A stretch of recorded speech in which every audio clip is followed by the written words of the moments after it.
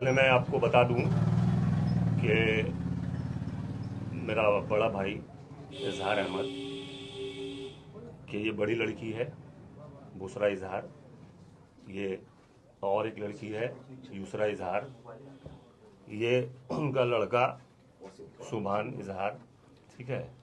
और ये मेरी भांजी, ठीक है। ये तमाम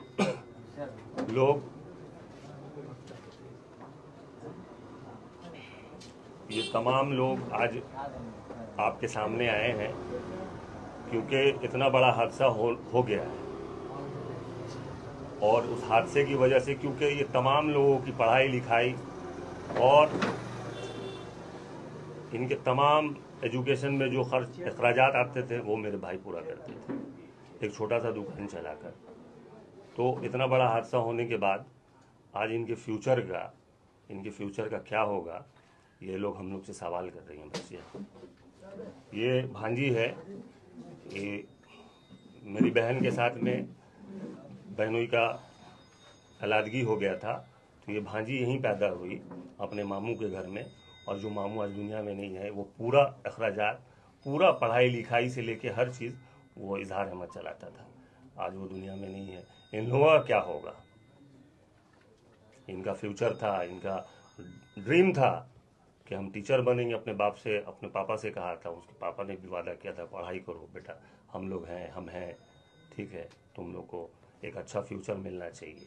आज पूरा फ्यूचर खत्म हो गया बच्चों का। इसका जवाब किसी के पास है?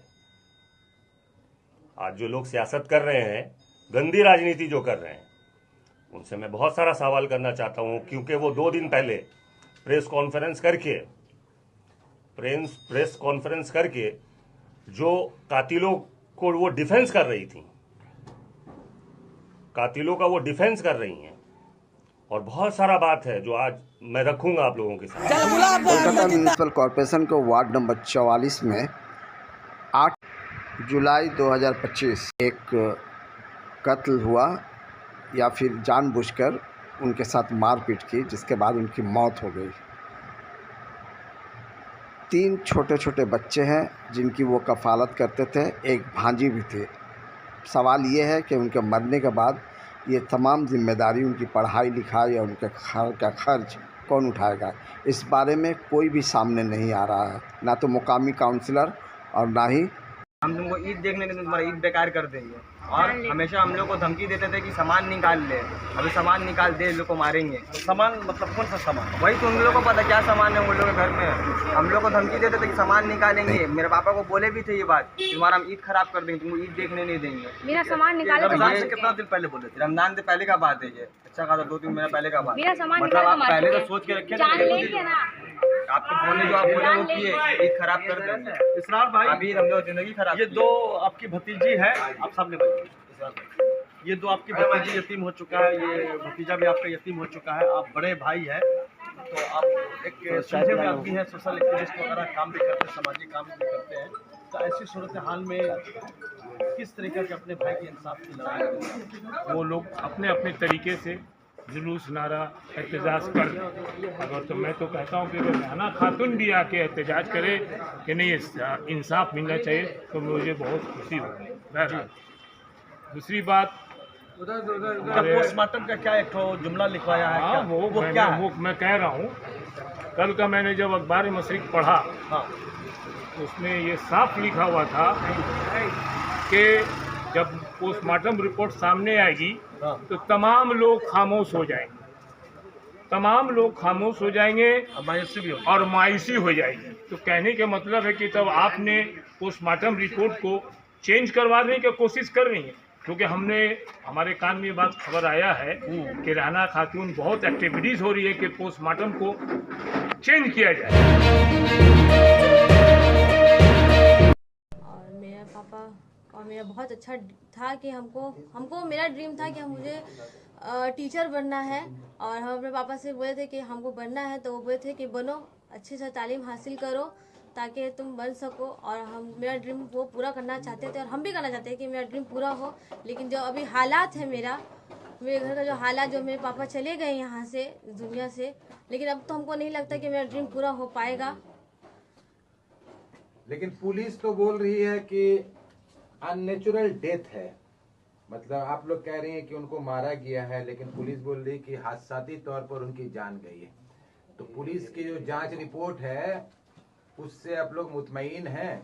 बिल्कुल भी नहीं। हम लोग के सामने वाकया हुआ है, उनको मारा गया, सीने पे भाग के ऊपर आया, मारा गया और टकरा के गिरे और उसी टाइम उनका मौत हो चुका था। तो ये कैसे वो हो सकता है कि वो नेचुरल डेथ कैसे हो सकता है? क्योंकि ऑलरेडी तस्लीम का अमल भी हो चुका है। इंसाफ की गुहार जो लगा रही थी कंटिन्यू, और पुलिस भी जो है वो आप लोगों के समर्थन में नहीं है। काउंसलर या फिर पॉलिटिकल तरफ से भी कोई सपोर्ट नहीं मिल रहा है। अब आप लोग क्या चाह रही हैं? इंसाफ तो चाह ही रहे थे, अभी भी है कि हमको कुछ तो है कि मिले, चाहिए चाहिए इंसाफ। हम लोग का फ्यूचर का क्या होगा? अगर फ्यूचर ही खत्म, जब बाप ही नहीं है तो हम लोग फ्यूचर क्या से जाएगा? कौन हम लोग का जिम्मेदारी लेगा? तो कौन पढ़ाएगा हम लोग को? हम लोग तो ऐसे अभी ऐसे छोटे ही हैं, छोटे इतना कहाँ नहीं जाएंगे है। हम लोग काम करने के लिए? किससे मांगेंगे? किसका सपोर्ट चाहिए हम लोग को? जब पुलिस ही हम लोग को अगेंस्ट ले रहा है हम लोग को, क्या हम लोग झूठ बोल रहे हैं? हम लोग तो नहीं झूठ बोले हैं। अब हम लोग बच्चा भी उनका झूठ बोलेगा। अभी जो हाल में प्रेस कॉन्फ्रेंस किया पापा खातून ने, तो आप लोग उनके बात से कितना मुतमईन है जिस तरह से उन्होंने बयान दिया? रेहाना खातून से ये पूछिए कि वो आके आई थी, आई हैं अभी तक? वो आई, मतलब अभी तक वो हम लोग से पर्सनली एक बार भी नहीं मिलने आई है। पर्सनली मिलने आई, वो हम लोग से खबर लेने आई कि क्या हुआ क्या था, हुआ कैसे था। नहीं हुआ वो था। तो थी नहीं वहाँ वाकई पे, हम लोग थे। वो बोली हम कि लोग हम से आएंगे। अब वो कब इंटरव्यू आएंगे? में अभी तक आई नहीं, नहीं अब है। कब आएंगी? पापा तो हम लोग फाइनेंशियली स्ट्रांग Strong नहीं तो है। नहीं है। हम आप तो- लोग जाके देखे होंगे दुकान कितना है हम लोग का, वही एक सोर्स था इनकम हम लोग का। अब हम लोग को यही नहीं है, हम लोग किसके जा जाएंगे? बाप को हम लोग को अगर बोल रहे हैं हम लोग कि हाँ मारा गया है, तो वो उल्टा बोला जा रहा है कि नहीं मारा नहीं गया है। तो क्या किया गया है? ऐसे ही मेरे पापा चले गए? क्या प्रूफ दे हम लोग? तो अभी तो आप लोग के पापा नहीं रहे, तो अब क्या है फ्यूचर? आप लोग जो इतना जो सपना देखी थी भाई बहन, उसका क्या होगा? वही तो हम पूछना चाहते हैं कि हम लोग का हम लोग सपना से को क्या होगा? हाँ। गवर्नमेंट जवाब दे। उल्टा केस बन रहा है ये तो। आप तो टीचर बनना चाहती थी, आपका क्या सपना था? आपका क्या आपका सपना अब तो कुछ बोलता आने में भी डर लग रहा है कि उसका कुछ और मतलब निकल के बोल देंगे।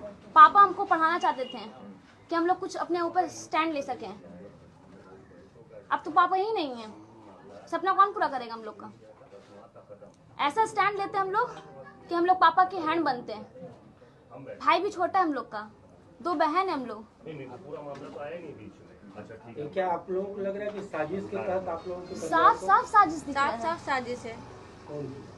अरे सब पूरा कौन किया? जो अरेस्ट हुआ वही ना वही किया। ना नाम किया। हम लोग साफ सीधा सादा नाम दिए हैं हम लोग का। नाम दिए हम लोग, और ये वही हादसा से कितनी बार वो लोग हम लोग को टॉर्चर कर चुके हैं।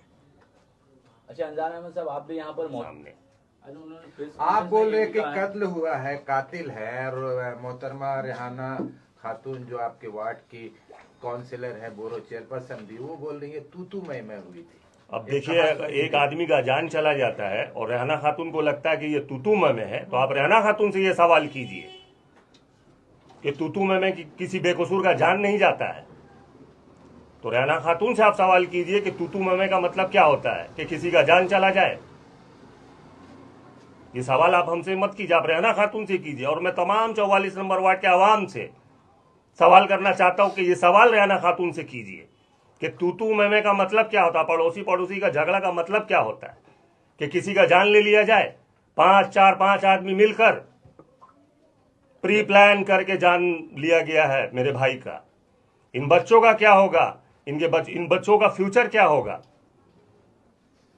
आप कंटिन्यू बोल रहे हैं कि प्री प्लान हाँ। किया गया है और मारा गया है, मगर आप लोगों के पास एविडेंस नाम की कोई चीज FIR में भी वो चीज नहीं। FIR में भी वो चीज देखिए, कोर्ट में आप लोग क्या सबूत दिए? देखिए अल्लाह का घर बहुत बड़ा घर है और अल्लाह का कोर्ट सबसे बड़ा कोर्ट है, ठीक है। उसके बाद अगर ये कोर्ट है दुनिया का, तो उसमें भी हम लोग लड़ रहे हैं और लड़ेंगे इंशाल्लाह। अब आप जो बोल रही हैं, आपका सवाल एक बार फिर से कीजिए। आप लोग कह रहे हैं कि प्री प्लान किया गया है, मर्डर किया गया जी, है, जी। लोगों ने मारा है, जी, जी, मगर जी। आप लोगों के पास एविडेंस क्या है? क्योंकि पुलिस और कोर्ट दोनों ही एविडेंस जी जी जी जी आपको हम बता दें, इस गली में बहुत सारा कैमरा, वो तमाम कैमरा इन्हीं लोगों के पास में है, यही लोग एक्सेस में रखते हैं, इन्हीं लोग के हाथ में सब कुछ है कैमरे का। तो कैमरा के अंदर में आप देखिएगा कि उसके साथ में 3-4 आदमी मिलके हुज्जत हवाला कर रहा है, ठीक है। धक्कम दुक्की का नौबत मतलब बनता। उसके बाद जहां कैमरा नहीं है, प्री प्लान इसलिए बोला जा रहा है कि जिनका कैमरा है उनको मालूम है कि मेरा कहाँ कहाँ कैमरा है, तो कैमरा से हटकर ये सीढ़ी के ऊपर में सहल एक आंगन है, वहां पे धक्का मारा गया, उनको धक्का मार के गिराया गया है। तो इसको क्या हम बोलेंगे? Pre plan. और ये तमाम चीज का मास्टरमाइंड गुलाम मुस्तफा सैफी, जिसको रेहाना खातून डिफेंस कर रही है, जिसके बारे में रेहाना खातून ऑन कैमरा आके बोलती है कि वो तो जाए वारदात पे था ही नहीं, वो तो शहर से बाहर था। तो हम आपसे पूछते हैं 93 में बॉम्बे में बॉम्ब ब्लास्ट हुआ था, तो उसमें दाऊद इब्राहिम क्या बॉम्बे में था? पर मास्टरमाइंड था ना, मास्टरमाइंड था। उसको डिफेंस करती है रेहाना खातून। अब आप बताइए, रेहाना खातून से आवाम पूछे कि गुलाम मुस्तफा को आप डिफेंस जो कर रही हैं उसके पीछे क्या राज छुपा है? आप हमेशा मास्टरमाइंड कहने रेहाना के कारण खातून क्या रेहाना कुछ आप खातून का लोगों के नाम ले पास रहे हैं। प्रूफ है कि जी मास्टरमाइंड जी वही जी जी है? जी जी मैं बता दे रहा हूं प्रूफ।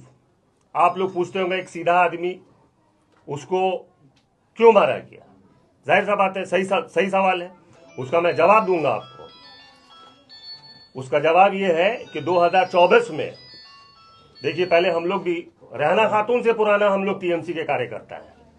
हम ये कोई टीएमसी का दलाली नहीं कर रहे हैं, पर यह हकीकत बता रहे हैं कि टीएमसी 2010 में रेहाना खातून जब सीपीएम छोड़कर आई थी तो हम लोग उस वक्त टीएमसी करते थे, ठीक है। इन्हीं के वजह से हम लोगों ने टीएमसी छोड़ा और हमारे साथ बहुत सारे नौजवानों ने टीएमसी छोड़ा, इनके जुल्म, उनके ज्यादती, उनकी गलत नीतियों की वजह से।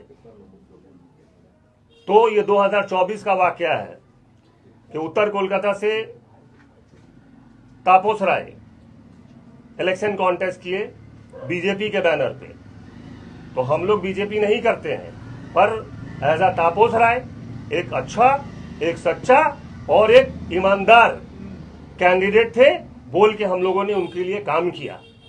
और आज जो हमारे भाई के साथ में ये जो मामला हुआ है, आज हमारे भाई के साथ जो ये मामला हुआ है, इस मामला में मेरे भाई का सिर्फ थोड़ा सा कसूर था। वो कोई पॉलिटिक्स, आप सर्वे कीजिए, आप पता कीजिए, थोड़ा सा कसूर था, क्या कसूर? अब मैं बता रहा हूं आपको, आप पता कीजिए उनके बारे में कि वो किसी भी पार्टी से मुंसलिक थे, किसी भी पार्टी से मुंसलिक नहीं थे।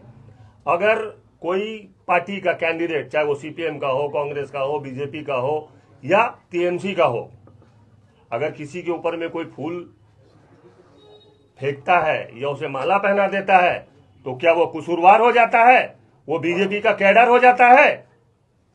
ये सवाल रेहाना खातून से आप लोग कीजिए, जो आज कल के न्यूज़पेपर में बयान दिया उन्होंने कि अहले खानदान वो साबित करें।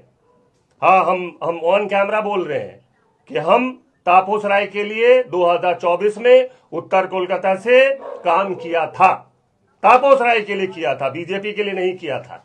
और ये जो काउंसलर है रेहाना, ये जो बयान देती है ऑन कैमरा और राइटिंग में और लिखित में अखबार मशरिक में कि इनका अहले खानदान, पूरा का पूरा खानदान हम लोग बीजेपी मतलब दूसरी सियासी पार्टी से जुड़े हुए हैं। पहला बात ये तो झूठ है, आप इंक्वायरी कीजिए, साबित करना होगा आपको कि बीजेपी का कौन मिचिल, कौन मीटिंग में मेरा खानदान का लोग आपको दिखा, मेरा मरहूम भाई दिखा। मेरे मरहूम भाई का कसूर सिर्फ ये था कि तापस राय जब हमारे गली में door to door road show कर रहे थे, ये जनरली बात है, ये जर्नली बात है, तमाम लोग फूल बरसाते हैं, माला पहनाते हैं, तो मेरे भाई ने भी फूल बरसाया, माला पहनाया, तो आज ये नतीजा आया कि उसे अपने बच्चों को छोड़ के दुनिया से जाना पड़ा। देखिए, बीजेपी कोई अलकायदा नहीं है, बीजेपी से ही जीते हुए हमारे देश के प्रधानमंत्री। बीजेपी करना कोई जुर्म नहीं है, अगर आपके भाई करते थे या आप करते थे, ये कोई जुर्म नहीं है। क्या लगता है कि उसी के लिए आपके भाई को एक पर अटैक हुआ? नहीं, बहुत सारे लोग और भी लोग तो यहाँ पर बीजेपी नहीं। एक चीज हम आपको बता दे रहे, आप अपने लाइन को काटिए। मेरा भाई कोई पार्टी नहीं करता था, किसी भी सियासी पार्टी से उसका लेना देना नहीं था। ये आप क्लियर कीजिए, ये क्लियर कीजिए, सिर्फ माला और उस माले के लिए इन लोगों ने जो कैमरा ये लोग लगा के रखे हैं, ये कैमरा से फुटेज निकाल कर पूरा फोटो वायरल किया था, पूरा फोटो वायरल किया था। तो कुछ लोग हमसे बोले कि अरे बाबू भाई ये कहाँ का फोटो है, आपके ऑफिस के पास का तो फोटो है नहीं। तो हमने कहा था भाई हमको मालूम है, अरे भाई मेरा भाई तो पार्टी नहीं करता है, भाई एक कैंडिडेट गया उसको आदमी माला पहना दिया, तो इसमें कौन सा मतलब बहुत बड़ा बात हो गया। हटाओ ये सब छोटा छोटा बात करके कोई फायदा है तो बात को हमने खत्म किया वहाँ पे। आप हमेशा रेहाना खातून बोल रहे हैं, पर उन्होंने कहा है कि जब ये हादसा हुआ था तो वो शहर में मौजूद ही नहीं थी, वो एक शादी में थी। अच्छा। तो आप बार बार जो रेहाना खातून कर रहे हैं तो वो तो थी ही नहीं इस मामले में। रेहाना खातून को कैसे आप ब्लेम ठहरा रहे हैं? जी बता रहा हूँ मैं। अभी देखिए मुहर्रम का महीना चल रहा है, ठीक है, और हमारे नबी रसूलुल्लाह सल्लल्लाहु अलैहि वसल्लम के नवासे का शहादत का महीना चल रहा है। उनके शहादत की वजह से आज इस्लाम जिंदा है। वो बहुत अल्लाह वाली हैं, बहुत अल्लाह वाली बातें करती हैं, बहुत अल्लाह वाली बातें करती हैं, ठीक है। तो आप बताइए कौन ऐसा मुस्लिम घराना है जिसके घर में निकाह और शादी मुहर्रम के महीने में होता और वो शरीक करती हैं। शादी की बात अलग है, वो शरीक होना अलग बात है। नहीं सारे घराने में होता हो सकता है, बहुत रेयर मुसलमानों में होता है। नबी के नवासे का शहादत के महीने में अक्सरों बेशतर मुसलमानों के घर में शादी नहीं होती है। ये इनका पहला झूठ। और ये कहाँ थी, बॉम्बे में किसके साथ में थी, ये हम लोगों को पता है, वो उनका पर्सनल मैटर है, उससे हम लोग का कोई लेना देना नहीं। बॉम्बे में उन्होंने कहा, वो जब उनसे बाइट ली तो उन्होंने कहा था कि मैं खड़गपुर में हूँ। अब देखिए वो क्या कह रही नहीं कह रही मालूम नहीं, हम क्या कह रहे नहीं कह रहे मालूम नहीं, तहकीकात कर लीजिए। आप कैसे इस बात को साबित कर रहे हैं कि वो मुंबई में थी? और भाई वो कैसे साबित करेंगे खड़गपुर में थी? आप कह रहे हैं ना कि वो मुंबई में थी, तो मुंबई में भाई हम लोग के पास में भी खबर है, ये खबर आप लोग पता कीजिए। हम बोल दिया आप मान लिए नहीं, आप पता कर लीजिए। अच्छा, उन्होंने पुलिस से डिमांड किया है कि निष्पक्ष जो है जांच हो जी, तो इसको कैसे देखते हैं? देखिए दबाव तो उनकी तरफ से भी देखिए वो 2 दिन पहले प्रेस कॉन्फ्रेंस करती हैं, ठीक है। अच्छा ये मासूम लोग आपको क्या कातिल नजर आ रहा है? ये मासूम लोग अगर वो घर पे आती तो ये मासूम लोग क्या उनको मारता? बोलिए आप पूछिए, मारता नहीं मारता? आज कितना दिन हुआ, 8 तारीख से आज कितना तारीख हो गया? 11 तारीख, आज 12 तारीख हो गया। अब बताइए वो प्रेस कॉन्फ्रेंस करती हैं अपने लोगों को लेके, ठीक है, और जिनके घर में इतना बड़ा हादसा हो गया है, छोटे छोटे बच्चे। अब हम आपके अपने भाई के बारे में आपको बता रहे हैं, वो सिर्फ बाप नहीं था इन लोगों का, वो माँ भी था, क्योंकि उनकी अहलिया का आज से 8 साल पहले इंतकाल हुआ है। तो वो माँ बाप दोनों का रोल अदा करता था, और ऐसे घर में आने का उनको फुर्सत नहीं। और बोलती हैं कि मेरा उनके साथ उनके घर से बहुत पुराना ताल्लुकात है।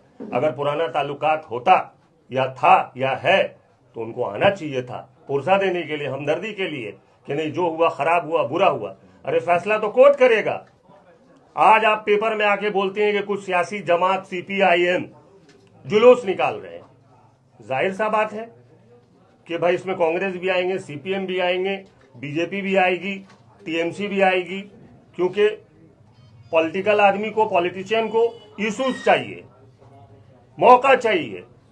तो उनको मौका मिला, वो लोग आए।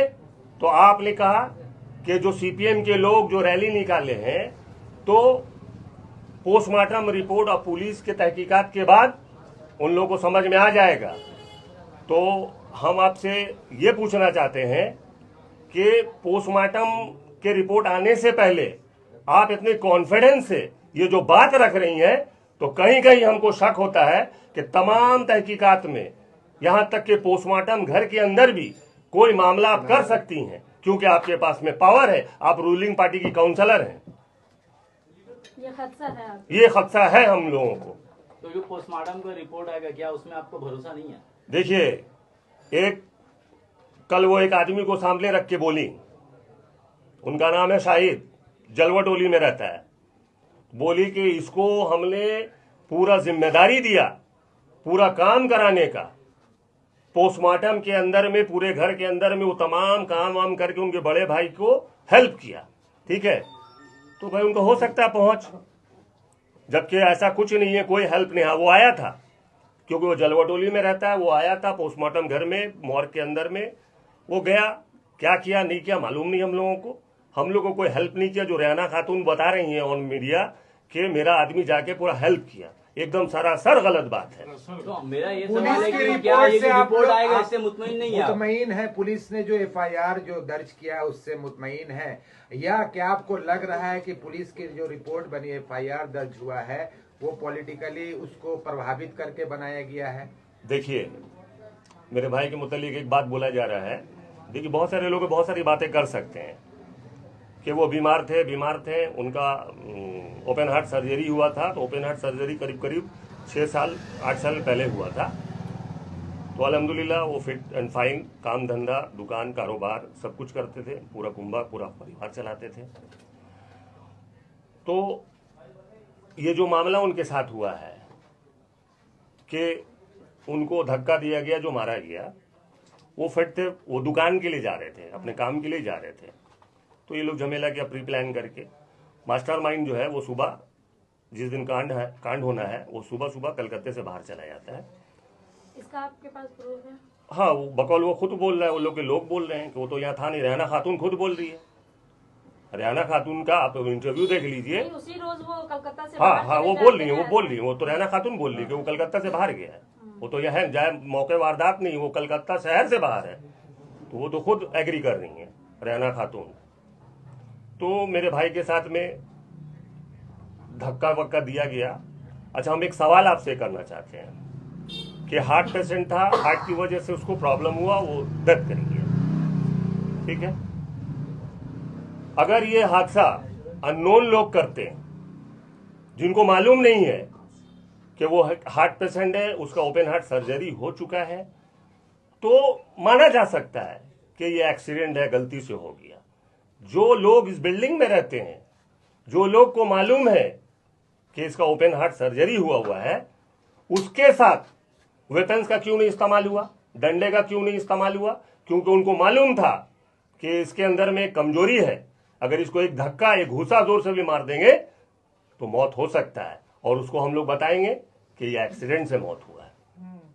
बाबू भाई, मेरा सवाल जो ये था कि पुलिस ने जो एफआईआर बनाया है, दर्ज किया, उससे आप लोग मुतमईन है? देखिए, क्या आपको लग रहा है कि बौबाजार थाना प्रेशर में काम कर रही है, किसी के दबाव में काम कर रही है, उस पर प्रेशर डाला जा रहा है? जो लोग पकड़ाए हैं, जिनका नाम एफआईआर में दर्ज है, उनको बचाने की कोशिश की जा रही है? देखिए, क्या है कि जो धारा दिए हैं वो लोग, तो वो लोग बोले वेपन्स नहीं था, ये नहीं था, तो 302 नहीं होता है। इसमें जो है 304 धारा बनता है। वो समझ लीजिए एक तरीके से बीच का एक रास्ता है। घूसा से मारने से मौत होने से 302? हाँ, नहीं तो वो पुलिस ने धारा लगाया नहीं, पर ऑफिसर इंचार्ज बौबाजार के जो हैं और जो केस आईओ हैं, वो लोग तो कॉपरेट किए हैं अभी तक और कर रहे हैं कॉपरेट। पुलिस पे तो भरोसा करना ही होगा, पुलिस पे तो हम लोगों को भरोसा करना ही होगा। रेहाना खातून का एक बयान आता है कि हमने थाना में फ़ोन किया था, ठीक है, कि निष्पक्ष एकदम साफ सुथरा आप इंक्वायरी कीजिए। तो वहाँ तक के बात समझ में आया।